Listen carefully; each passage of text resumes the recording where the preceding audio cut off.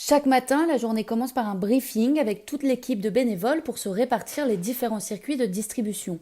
Bidonvilles, squats, hôtels sociaux, au total ce sont plus d'une trentaine de lieux qui reçoivent chaque jour des plateaux repas.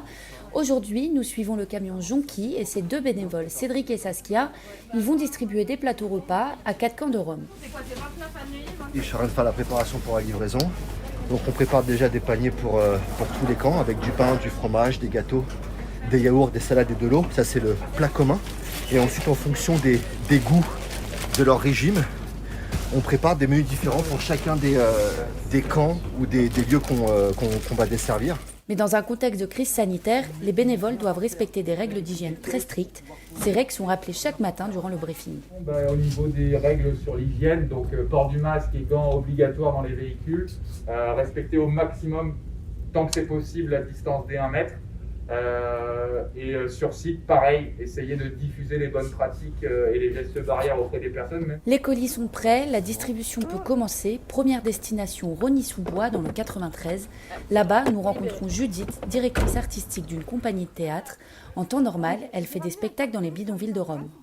Je leur distribue à des familles qui se sont réfugiées à la suite de la démolition du bidonville, en fait, rue de l'Acacia. C'est là-bas que je travaillais, il y avait 400 familles. Ils se sont éparpillés de façon un peu précaire, un peu rapide, dans divers endroits, certains dans des squats, d'autres chez des amis, familles en appartement. Et c'est là où je viens en fait, leur apporter des colis. La distribution peut continuer vers le prochain camp, au pont de Vincennes. Pour vous prévenir qu'on va arriver. Ça va, tout va bien?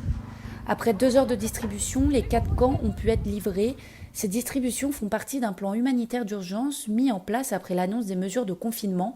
Elles sont possibles grâce à des subventions. Isor, chef de projet à l'Armée du Salut, a été mobilisé sur ce dispositif. Ok, alors ce qui s'est passé, c'est qu'il y a eu du coup les mesures de confinement qui ont été prises. La ville de Paris a voulu distribuer de la nourriture aux personnes qui sont en situation de rue et mettre un plan alimentaire d'urgence. Donc ils ont financé 3000 repas par jour. Pour compléter ces paniers repas, on a eu un financement par la Fondation de France pour 1150 paniers repas de traiteurs qui sont des traiteurs solidaires. Donc ça nous fait en tout par jour à peu près 2400 repas pour fournir les lieux les plus précaires. Ce dispositif a été mis en place pour la durée du confinement, un confinement dont on pourrait sortir progressivement à partir du 11 mai. Pourtant, les distributions alimentaires ne pourront pas s'arrêter du jour au lendemain. L'après-confinement est donc au cœur des réflexions.